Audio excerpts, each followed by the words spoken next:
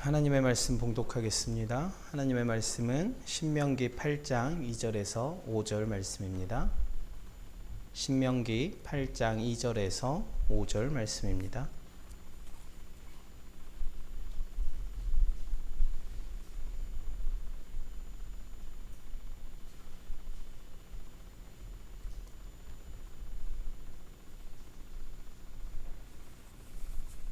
찾으셨으면 한 절씩 교독해 올리겠습니다. 내 하나님 여호와께서 이 40년 동안에 내게 광야길을 걷게 하신 것을 기억하라. 이는 너를 낮추시며 너를 시험하사 내 마음이 어떠한지 그 명령을 지키는지 지키지 않는지 알려 하심이라.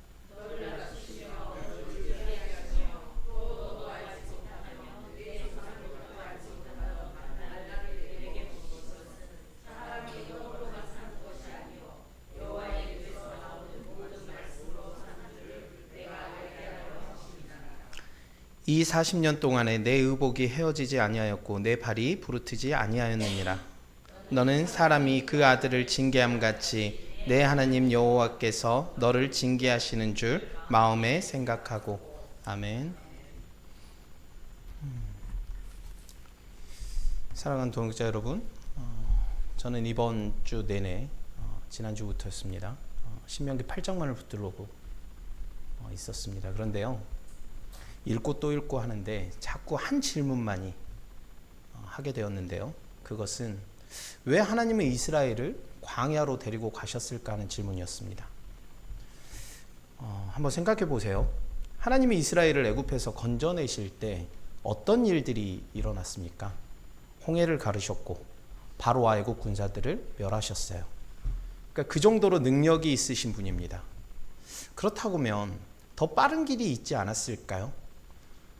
애굽에서 직접 가나안으로 바로 데려가실 능력이 없으셨을까요? 아닙니다. 만나를 내리신 분이에요. 반석에서 물을 내리신 분입니다. 그러니까 하나님께서는요, 그만한 능력이 있으신데 왜 그런 하나님께서 굳이 광야를 택하셨을까? 그것도 40년이나 말입니다. 왜 그렇게 돌아가게 했을까요? 저는 이 질문을 붙들고 굉장히 고심을 했습니다. 지금까지 우리가 교회 안에서 광야 이야기, 출애굽했던 이야기, 그때마다 그냥 하나님께서 40년 광야 그렇게만 생각을 했던 것 같습니다. 근데 이번에는요, 저 스스로가 도저히 되질 않았어요. 그래서 고민하고 계속 이 말씀, 딱 3절밖에 4절밖에 되지 않는 이 말씀을 곱씹고 계속해서 읽어보았습니다. 그렇게 되니까 하나님의 의도가 아주 조금 보이기 시작을 했는데요. 광야에 들어가기 전까지요, 이스라엘은 많은 줄을 붙들고 있었습니다. 제가 처음 이 설교를 준비하면서 이런 생각을 했어요. 사람은 마치 피노키오 인형 같습니다. 팔에도 줄이 달려 있죠. 다리에도 줄이 있습니다. 몸에 줄이 연결되어 있는 그런 인형 말이죠. 우리도 그렇지 않을까요? 우리는 다 각자 줄을 가지고 붙들고 살아가고 있습니다. 이스라엘도 그랬습니다. 광야에 들어가기 전에 애굽에서 누렸던 것들, 비록 종살이였지만요, 그들은 계산을 할 수 있는 삶이었어요. 익숙한 게 있었고요, 예측 가능한 삶이 있었습니다. 그러니까 내일을 어느 정도는 설명할 수 있었던 거예요. 그것이 이스라엘의 줄이었습니다.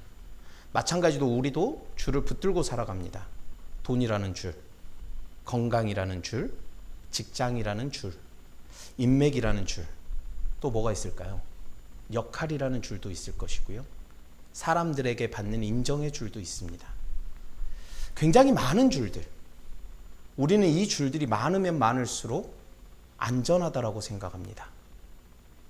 그리고 이 줄들이 많을수록 우리는 흔들리지 않는다라고 생각합니다. 세상도 그렇게 말하고 있어요. 줄이 굵으면 굵을수록 성공한 인생이라고 말하고 있습니다. 매다는 줄이 많으면 많을수록 행복한 인생이라고 말합니다. 그런데 오해하지 않았으면 좋겠습니다. 이렇게 말하면 돈이 잘못된 것 같은데요. 돈이 잘못된 것이 아닙니다.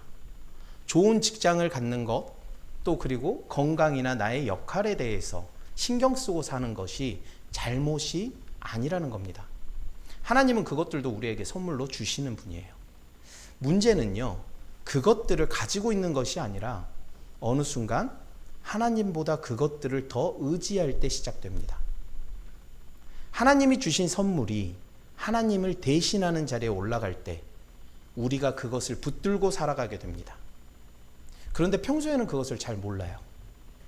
모든 것이 어느 정도 잘 돌아갈 때는요, 내가 지금 무엇을 의지하고 있는지 잘 드러나지 않기 때문입니다. 그런데 우리 삶에서 광야가 오면 어떻게 될까요? 내가 붙들던 것들이 흔들리기 시작합니다. 형편이 어려워지면요, 돈의 줄이 흔들리고요.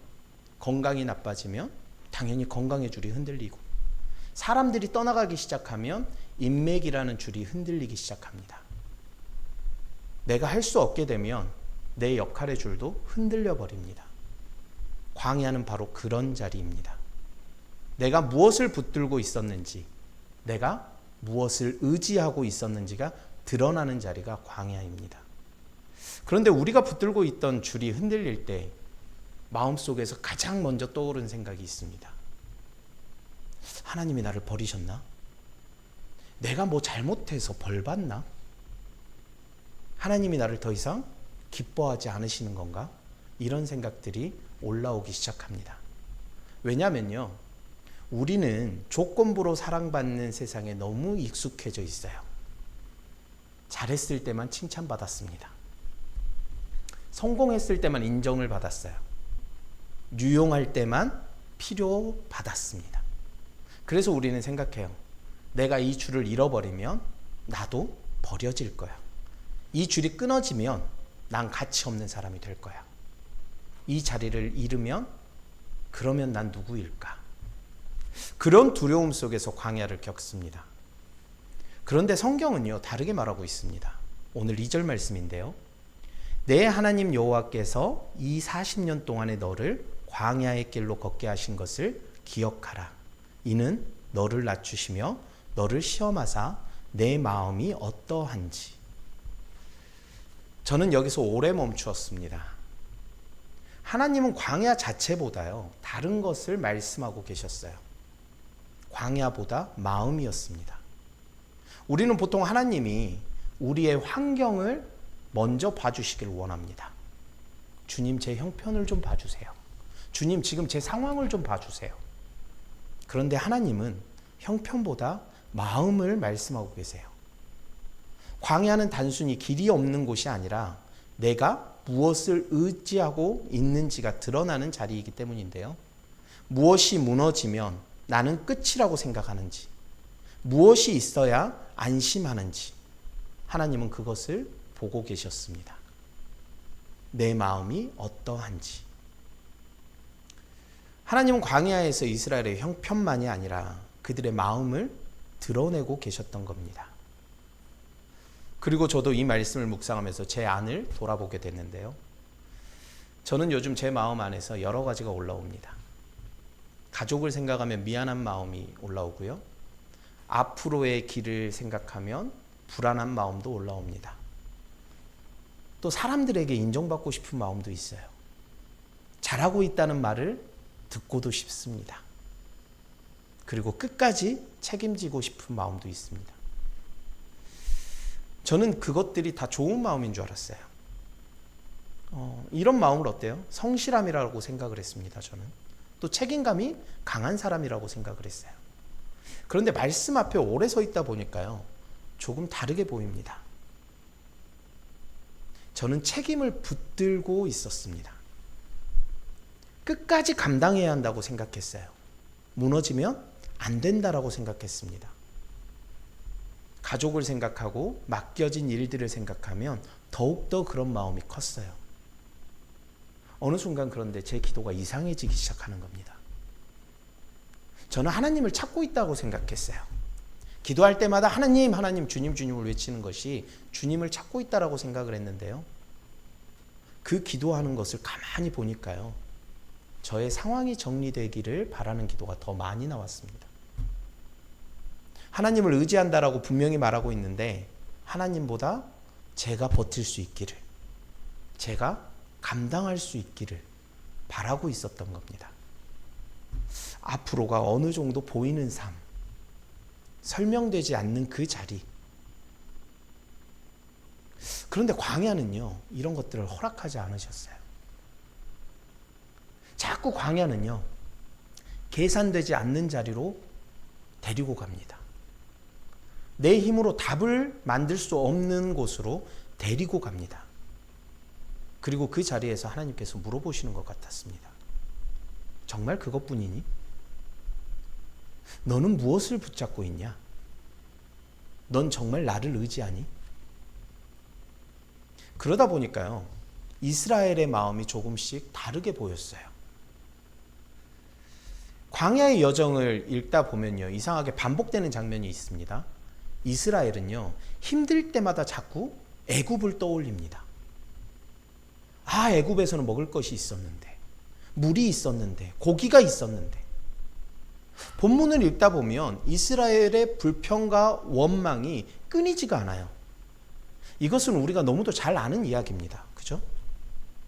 그런데 이 이야기에서 이상하게 마음에 걸리는 장면이 있습니다. 애굽은요, 이스라엘이 자유롭게 살던 곳이 아니었습니다.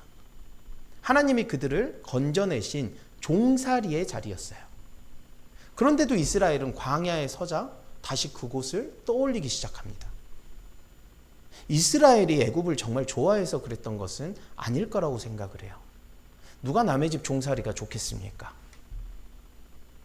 애굽은 고통스러운 자리였을 겁니다. 동시에 익숙한 자리이기도 합니다. 이스라엘에게는요. 힘들어도 다음이 보이는, 다음을 어느 정도 예상할 수 있는 그런 자리였어요. 먹을 것이 있었고 해야 할 일이 있었고 내일이 어떻게 흘러갈지 어느 정도 예상할 수 있는 자리였습니다. 그런데 광야는 달랐어요. 자유는 주어졌지만 내일이 보이지 않는 겁니다. 지금 잘 가고 있는 것인지, 지금 내가 가는 길이 가나안 땅으로 가는 길인지 그것조차도 알 수 없는 그런 곳이었습니다. 내 경험도 내 계획도 통하지 않는 곳이에요. 그래서 광야에는요, 사람을 불편하게 합니다. 하나님이 주신 자유의 자리인데도 그 자유가 내 계산을 내려놓게 할 때 우리는 두려워합니다. 결국 이스라엘이 그리워한 것은 애굽 자체가 아니라요, 어쩌면 익숙한, 예측 가능한 자신들의 삶이었을 거라고 생각합니다. 우리도 비슷합니다. 하나님 안에서 참 자유를 누리고 싶다고 말하면서요, 막상 그 자유가 내 계획과 내 계산을 내려놓게 할 때 우리는 두려워합니다. 때로는 하나님이 주시는 자유보다요, 내가 예측할 수 있고 내가 할 수 있는 그 익숙한 자리를 더 안전하게 여기기도 합니다. 그래서 삶의 광야를 지나갈 때마다 우리도 자꾸 익숙한 자리를 떠올립니다. 하나님이 때로는 우리를 설명되지 않은 자리로 이끄시기 때문이에요. 내 계획으로는 붙잡을 수 없는 자리, 내 계산으로 버틸 수 없는 자리, 그곳에 서게 하시기 때문입니다. 그런데 본문은요, 그 자리에서 하나님이 무엇을 하셨는지를 보여주고 있어요. 3절인데요. 너를 낮추시며 너를 줄이게 하시며 또 너도 알지 못하며 내 조상들도 알지 못하던 만나를 내게 먹이신 것은. 여기서 한 가지가 저는 또 걸렸습니다. 하나님은요, 이스라엘 백성들을요, 광야에서 굶어 죽게 하신 게 아니에요. 결국 만나를 주셨습니다. 그런데 하나님은 먼저 그들에게요, 배고픔을 겪게 만들었어요. 왜 하나님은 바로 먹이지 않으셨을까요? 왜 배고픔의 시간을 지나게 하셨을까? 신명기 8장은 그 이유를 분명히 말씀하고 있는데요. 너를 낮추시며 너를 시험하사 내 마음이 어떠한지. 그리고 또 한 구절이 있습니다. 사람이 떡으로만 사는 것이 아니요 여호와의 입에서 나오는 모든 말씀으로 사는 줄을 알게 하려 하심이니라. 하나님께서는 이스라엘을 굶게 하고 싶으셨던 게 아닙니다. 광야를 통해서 그들의 마음을 드러내고 계셨던 거예요. 무엇을 붙들고 살고 있는지, 무엇이 없어지면 불안해하는지, 무엇이 무너지면 원망하는지를 드러내고 계시는 겁니다. 그리고 만나를 통해서요, 무엇이든 무엇이 자신들을 살리는지를 다시 가르치고 계셨습니다. 그래서 하나님은요, 만나를 하루치씩만 주셨어요. 이스라엘은 어제 받은 만나로 오늘을 살 수 없습니다. 이스라엘은 오늘도 하나님이 주셔야 했고요, 내일도 하나님이 주셔야 했습니다. 매일매일 장막문을 열고 나와서 하나님이 공급하시는 은혜를 받아야만 했습니다. 하나님은 만나를 통해서 이렇게 말씀하신 것 같습니다. 너를 살리는 것은 만나가 아니다. 네가 붙들고 있는 것은 어떤 조건도 아니다. 내가 너를 살리고 있다. 그리고 하나님은요, 그것을 말씀으로만 가르치지 않으셨습니다. 광야에서의 40년의 삶은 삶 전체로 어떻게 하는지를 보여주시는 거예요. 우리 오늘 본문 4절 다 함께 찾아서 읽어보실까요? 찾으셨으면 4절입니다. 시작하겠습니다. 이 40년 동안에 내 의복이 헤어지지 아니하였고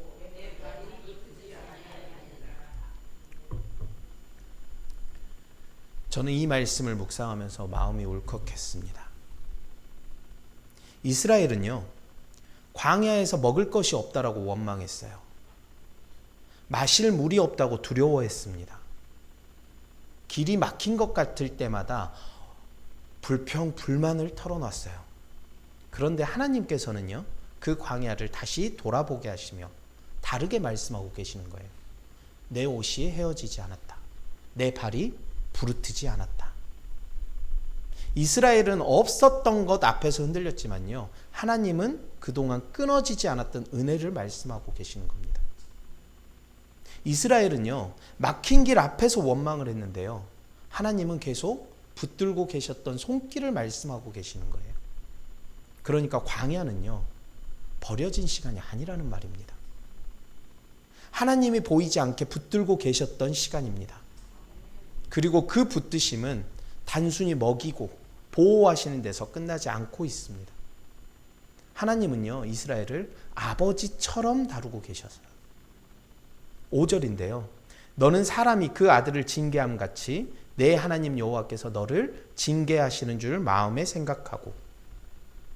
징계라는 말, 묵상하면서 무서웠습니다. 우리는 길을 가다가 위험한 행동을 하는 다른 아이, 내 아이 말고 남의 아이를 보면요, 어떻습니까? 그냥 지나쳐요. 속으로는 저러면 안 되는데 이렇게 생각하지만 그래도 그냥 지나쳐버립니다. 내 아이가 아니기 때문에 그렇습니다. 내가 책임질 아이가 아니기 때문입니다. 그런데 내 아이는 어떻습니까? 위험한 길로 가면 붙잡고요, 잘못된 길로 가려고 하면 말립니다. 때로는 아이가 이해할 수 없을 만큼 간섭하기도 해요. 왜 그럴까요? 그 아이가 내 아이기 때문에 그렇습니다. 사랑하지 않으면 그냥 지나갈 수 있습니다. 내가 책임지지 않을 아이라면 그냥 지나가면 됩니다. 하지만 내 아이는 그렇게 할 수가 없습니다. 오늘의 모습만 보고 끝낼 수도 없고 지금의 행동만 보고 포기할 수 없기 때문입니다. 앞으로도 계속 함께 걸어가야 할 아이기 때문에 붙잡는 것입니다. 저희 정민이가 지난주에 손목이 아프다고 해요. 이유가 없습니다. 그런데 뭐 하다가 이렇게 제가 잡았는데 아이가 자지러지는 거예요. 그래서 손목 아대를 해서 지난 주일에 와서 드럼 연주를 하고 자꾸 진통제를 먹고 그렇게 있었는데요. 저는 이 아이가 그냥 꾀병인 줄 알았어요. 근데 너무 심각하게 아파하는 거예요, 주일날 저녁에. 그래서 월요일날 갔더니 골절이랍니다. 근데 그 골절 이야기를 받고 나서요, 어떤 생각이 들었냐면요, 정말 네 아빠 하기 힘들다. 우스갯소리로 목사님이 자꾸 입양을 시킨다고 해요. 빨리 좀 입양 절차를 좀 밟았으면 좋겠다라고 제가 정민아 이제 좀 가라. 그런데요. 예전 같았으면 제가 굉장히 불같이 화를 냈어요. 왜냐하면 이번 주부터 시작되는 그러니까 우리 정민이가 감당해야 하는 드럼 사역, 저는 아이들이 굉장히 그 사역에 있어서 하나님 앞에 서는 그 자리에 있어서가 중요하다라고 생각하는 걸 가지고 있기 때문에 근데 화를 낼 수가 없는 거예요. 이번에는 병원에서 골절 진단을 받고 기부스를 하고 있는 이 아이 앞에서 화를 내는 게 아니라 앉게 되더라는 겁니다. 왜요? 이번 한 번의 드럼은 못 칠지언정 이 아이가 하나님 앞에 온전하게 평생을 바쳐야 할 아이기 때문에 이 과정에서 내가 맡은 일을 하지 못해서 하나님 앞에 올려드릴 수 있는 영광이 잠시 미뤄졌다라는 거. 그러면 다음번부터는 자기 몸을 더 소중하게 생각할 거라는 그 마음이 들어온 거예요. 그러니까 혼내지를 못했어요. 하지만 마음속에서는 빨리 입양 절차가 이루어지기를 또 소망하기도 했습니다.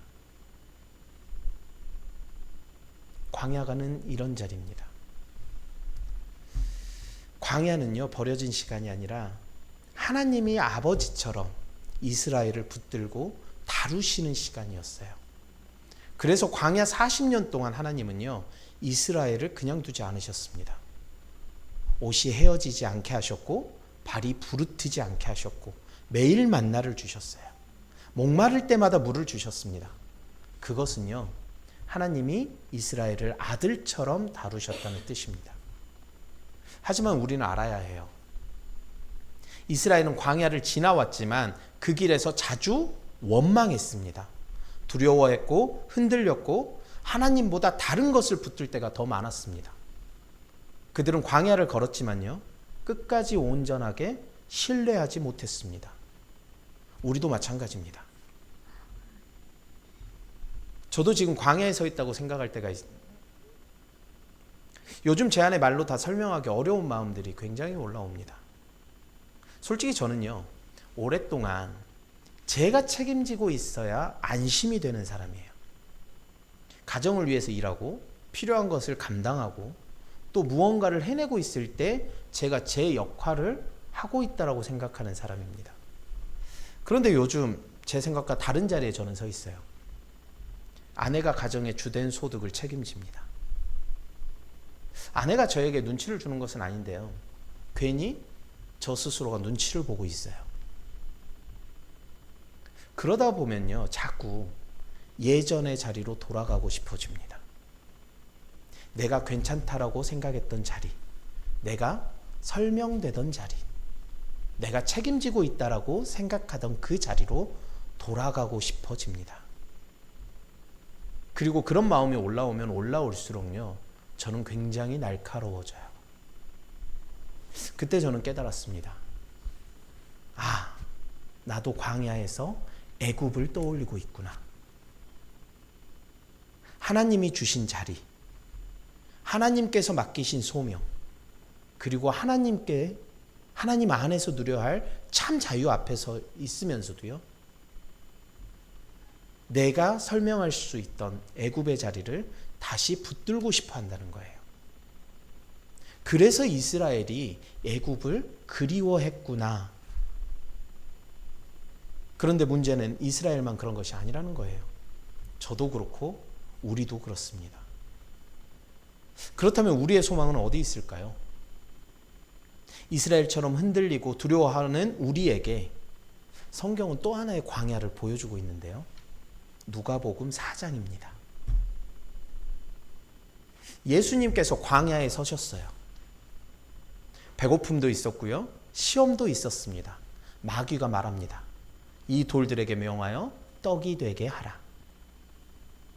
배고픔 앞에서 하나님을 신뢰할 것인지 아니면 내 힘으로 나를 살릴 것인지 묻는 시험입니다.